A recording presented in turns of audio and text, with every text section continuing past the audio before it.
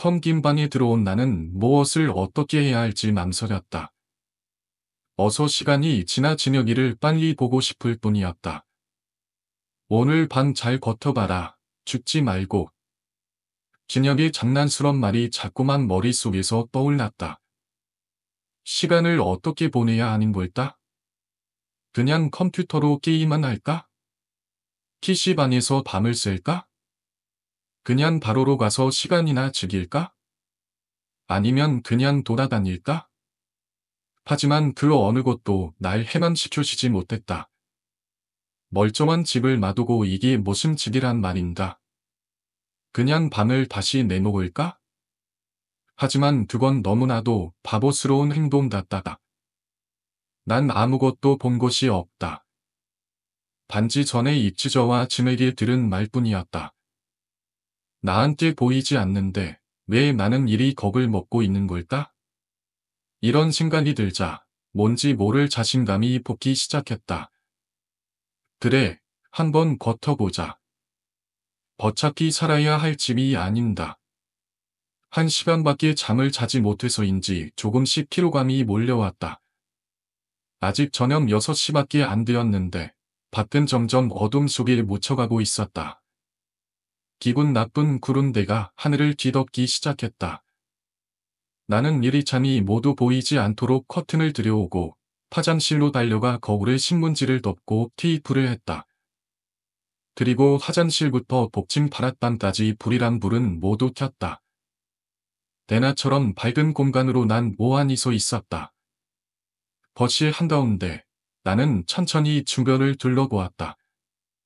정말 나에게도 그들이 보일까 하는 생각이 들었다. 나는 시간을 보려려 컴퓨터를 켰다. 음악을 들을까, 게임을 할까, 아니면 영화를 볼까? 수많은 생각들이 머릿속을 맴돌고 있었지만 내 마음은 여유롭지 못했다. 나는 멍하니 두 팀이 완료된 모니터 화면을 보면서 잠시 생각에 잠겼다. 그 순간 무엇을 해야 할지 결정을 내렸다. 나는 음악을 켰다. 평소 즐겨 듣던 발라드가 작은 스피커에서 울려 퍼졌다. 난 의자를 뒤로 젖히고 책상 위로 발을 뻗어 최대한 편안한 자세로 음악을 들었다. 지금 이 순간만큼은 그 어느 것도 나를 힘들게 만들지 않는 것 같다. 그러다 어느덧 시간이 조금 지나고 무려 창밖에서 작은 진동음이 들려왔다. 나는 책상에 올려둔 발을 내리고 천천히 창가 쪽으로 걸음을 옮겼다. 두껍게 들어진 커튼의 가운데를 엄지와 검지손가락으로 가볍게 잡았다. 그리고 살짝 그것을 열어 젖혔다. 그러자 열려진 커튼 사이로 저 멀리서부터 번쩍이는 푸른색 선광이 느껴졌다. 순간 전기장판이 튕겨나가듯 소리와 함께 빛이 뒤섞였다. 그 순간 내 심장이 멎는 듯한 기분이 들었다. 그리고 곧이어 커다란 유리창 바깥면을 따라 누군가의 눈물처럼 긴 물이 주룩주룩 흘러내리기 시작했다. 봄날의 아지랑이처럼 긴 물은 꿈틀대며 흘러내렸고 그 창에 기친 내 모습도 꿈기 시작했다. 그때 창문 너머 어딘가에서 무언가가 움직이는 소리가 들려왔다. 아주 미세한 발자국 소리였지만 그 소리는 점점 내게 가까워졌다. 내가 숨을 멈추고 귀를 기울일 때마다 그 소리는 더 동명하게 들려왔다. 심장이 조근거리며 그 소리가 점점 가까워졌지만 몸이 굳어버린 채로 숨부름도 움직일 수 없었다. 그때 갑자기 방 안에 불이 깜빡였다. 불빛이 꺼지지 않고 깜빡이기만 했다. 손끝에서 차가운 기운이 느껴졌다. 차가운 바람이 내 귀를 스치며 나지막한 목소리가 들려왔다. 그 목소리는 단지 귓가에서 들리는 게 아니라 내 마음속 깊은 곳에서 울려 퍼지는 듯한 느낌이었다. 너도 결국은 보게 될 거야. 그 목소리가 들리자 나는 나도 모르게 움찔하며 몸을 떠났다. 바로 그때 찬물에 기침 내 모습이 서서히 사라지기 시작했다. 마치 내가 존재하지 않는 것처럼 내 반사된 모습이 흐려지고 있었다. 나는 점점 어지럽고 숨이 가빠졌다. 이 집에서 내가 느끼고 있던 불안과 공포는 이제 현실이 되어버린 걸까? 나의 복잡한 신경을 대변하듯 나의 형사는 빗물과 함께 심하게 요동쳤다. 나는 눈의 초점을 조금 더 멀리 두었다. 펀데 그 순간 내 뒤로 천이 뒤친 복층의 다락방이 눈에 들어왔다.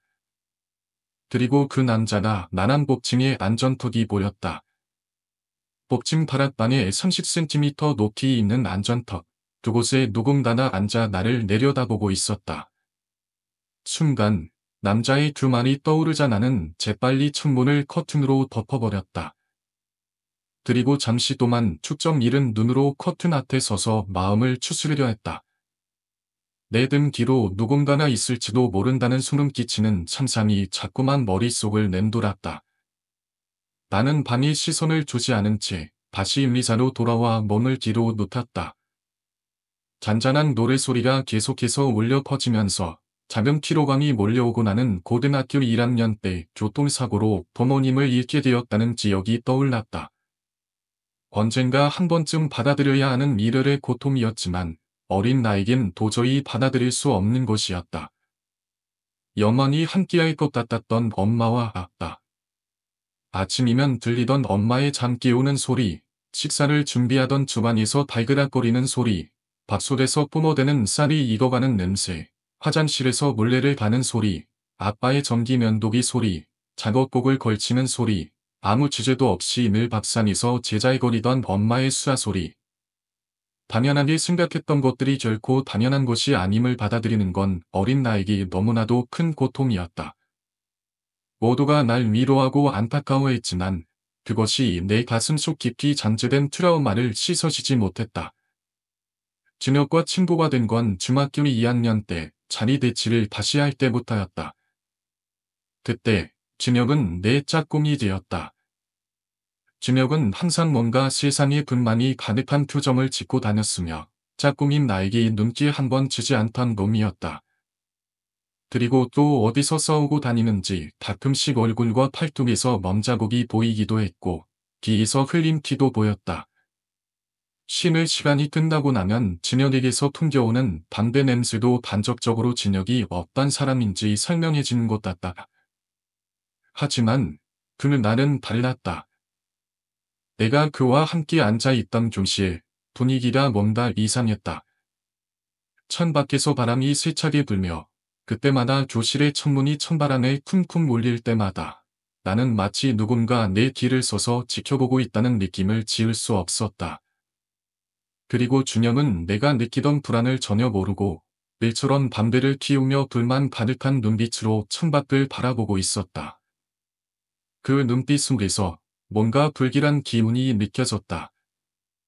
그러다 어느 순간 준혁이 갑자기 입을 열었다. 너 그때 그 일 기억하지? 그는 내게 물었고 나는 순간 감안하며 고개를 끄덕였다. 그가 무엇을 말하려고 하는지 그 순간 나는 알 수 없었다. 하지만 그의 표정은 점점 더 굳어졌고 그가 말한 그 일은 내가 생각할수록 너무나도 끔찍한 일이었다. 꽃이 너도 봤어. 준혁이 눈을 부릅뜨며 나를 바라봤다. 그 말에 나는 순간 내 몸에 차가운 기운이 담돌며 귓골이 서늘해졌다. 봤다고. 그의 목소리는 떨리고 있었다. 준혁의 말은 내게 매우 중요한 질문이었지만 나는 그 답을 알 수 없었다. 그가 말하려는 것은 무엇일까? 그게 그 집에서 일어난 일, 혹시 너도 느낀 적 있지? 그의 말 속에서 나는 무엇인가를 알아차린 듯 했다. 순간 내 기억 속에서 깜짝 놀랄 만큼 진이한 어떤 이미지가 떠올랐다. 나도 몰랐던, 내가 겪었던 그 끔찍한 사건. 나는 그것을 숨기고 싶었지만 준혁은 그것을 너무나도 잘 알고 있었다. 그 집에서 있었던 일이, 그 사건이 그 집에서 나를 기다리고 있었다. 지금 그 집 안에서 일어나는 모든 것들은 결국 나를 끌어들이기 위한 음모였던 걸까? 난 그런 진혁과 친해지고 싶지도 않았고 그 또한 나와 비슷한 생각을 하고 있는 것 같다. 그런 진혁과 친해진 계기가 있었다. 같은 반에 길쯤이라는 건달 같은 아이가 있었는데 그는 진혁을 극도로 싫어했다. 길쯤은 싸움을 잘했지만 진혁도 만만치 않았다. 그 줄은 언제 터질지 모르는 시한폭탄 같은 존재였다. 그런 상황에서 길쯤의 진모의 화살은 당사자에게 향하지 않고 내게로 향했다. 길쯤과 그 캐거리들은 나를 빤처럼 부려먹었고 나는 그들의 명령에 따라야만 했다. 그들의 웃음소리, 다른 아이들의 시선, 그리고 그 모든 굴욕감은 참을 수 있었다. 하지만 내 부모님에 대한 말만큼은 절대 용서할 수 없었다. 그 길쯤의 몇 마디가 내게 상처를 줬다. 돈이 없다고? 아, 낫다. 내 돈줄 드시는 분들이 멀리 가셨지. 그 말에 난 도저히 참을 수 없었다. 내 안에서 무언가가 끌어올랐고 나는 용시철처럼 튕겨 일어나 길쯤의 얼굴을 사정없이 내리쳤다. 손에 잡히는 대로 무엇이든 길쯤의 얼굴을 쏟아붓기 시작했다. 그리고 그 순간 그의 퀴거리들이 나에게 달려들려 했지만 나는 그들을 기가 막히게 맞았다. 꺼져, 이 개새끼들아. 가까이 오를 새끼는 나한테 준 거야. 모두가 얼어있는 사이 진혁은 조용히 내게 다가와 내 오른손에 쥐어져 있던 철제돔을 천천히 빼앗아갔다. 그는 내게 다가와서 쪼그려 앉더니 속삭였다. 그만해라, 죽겠다. 그 말이 무슨 뜻인지 나는 이해하지 못했지만 그때 길쯤이 피범벅이 된 얼굴이 내 눈에 들어왔다. 그 얼굴을 보고 나는 그제야 내가 한 행동이 얼마나 충동적이었는지 알게 되었다. 학교에 들어갔을 때 길침과 그의 친구들은 나를 경계하는 눈빛을 보냈다. 하지만 그들보다 더 두려운 것은 내 뒤에서 그림자처럼 버티고 있는 진혁이었다. 그는 무엇이 진혁과 나의 공통점인지 모르지만 그때부터 우리는 알 수 없는 동질감을 느끼게 되었고 서로에게 아낌없이 주는 나무처럼 돼갔다. 음악이 내 휴대폰의 단축 언어 선보는 진혁이었다. 나는 그의 생각에 가벼운 미소를 지으며 걸었다. 과거의 순경에 빠져있는 나를 깨운 건 전이었다. 시간이 지날수록 어둠이 짙어졌고 은은하게 커지던 음악 소리는 사라지고 죽음보다 더한 적막감이 주변을 감돌았다. 그리고 잠시 후 작은 기상등이 켜지면서 빛을 찾는 내 동공을 작아지게 만들었다. 어슴푸레한 노란 불빛은 오히려 음산한 기운을 더해주는 것 같다. 나는 창가로 바나나 커튼을 살짝 젖히고 밖을 살폈다. 하늘에서 번쩍이는 푸른색 성광과 기상등 외에는 그 어떤 빛도 보이지 않았다. 핫길 5를 점전이라니. 나는 창밖을 바라보며 갑자기 차가운 기운이 등을 따라 스멀스멀 밀려오는 느낌을 받았다. 그와 동시에 정수리부터 꼬리뼈까지 얼어붙는 듯한 공포가 내 몸을 휘감았다. 누군가가 숨을 쉬듯 주기적으로 차가운 느낌을 내 몸을 불어넣는 듯한 그런 기분이었다. 남자의 말처럼 그 차가운 기운은 숨을 쉬고 있었다. 나는 뻣뻣하게 굳은 자세로 눈동자만 이리저리 굴렸고 뒤를 돌아볼 생각은 엄두도 내지 못했다. 내 손엔 휴대폰이 들려 있었고 반축번호 선번만 누르면 준현에게 연결될 수 있었다. 하지만 이런 생각을 하고 있는 나 자신이 바보 같다는 생각이 들었다. 나는 용기를 내어 천천히 고개를 돌렸다.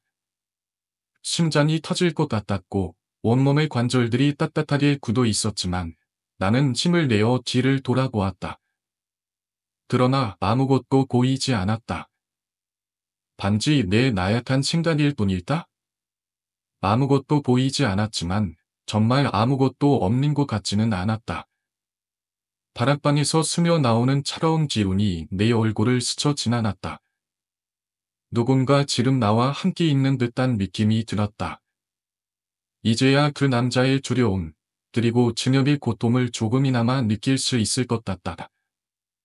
쓰러질 듯한 몸을 추스리고 나는 의자에 몸을 던졌다.